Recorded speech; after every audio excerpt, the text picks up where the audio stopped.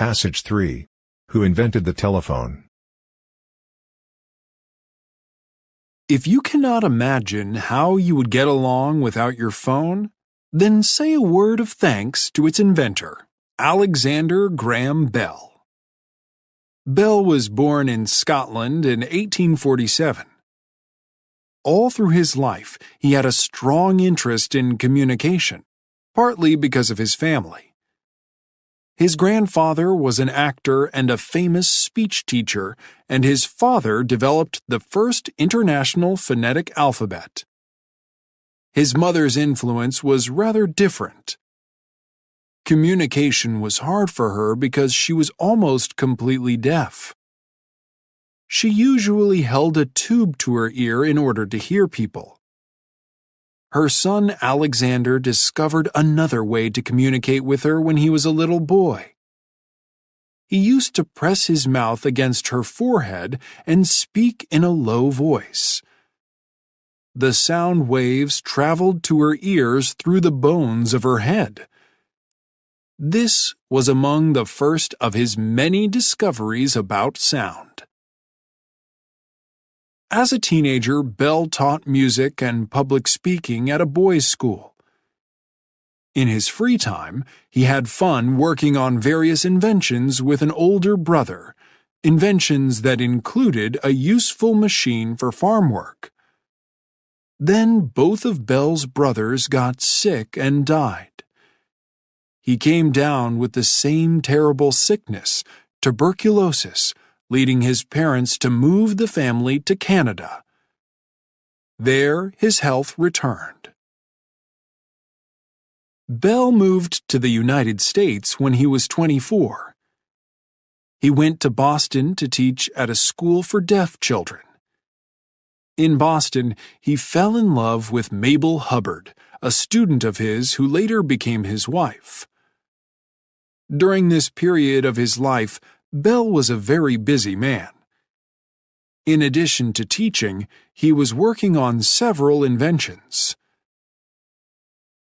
Bell's main goal was to make machines to help deaf people hear.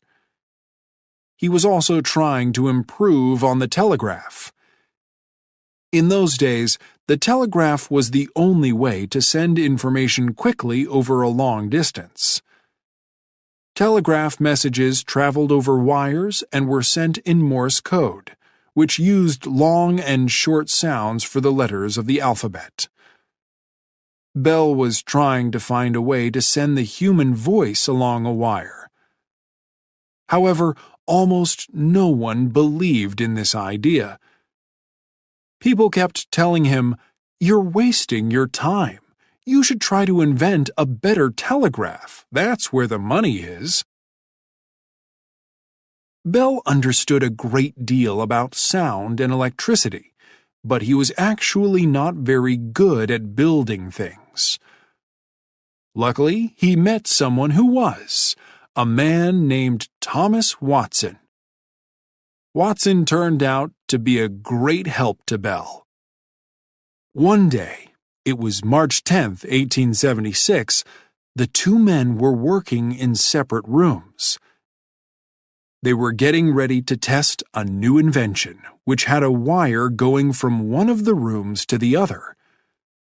Something went wrong and Bell shouted, "Mr. Watson, come here, I want you." His voice traveled along the wire and Watson heard it coming from the new machine. It was the world's first telephone call. Bell may or may not have realized it at the time, but he was on his way to becoming a very rich man. Soon afterward, Bell wrote to his father, "The day is coming when telegraph wires will go to houses just like water or gas, and friends will converse with each other without leaving home." Maybe his father laughed to hear this idea. At the time, most people expected the phone to be just a business tool, not something that anyone would ever have at home. Bell could see a greater future for it, but even he could probably never have imagined what phones are like today.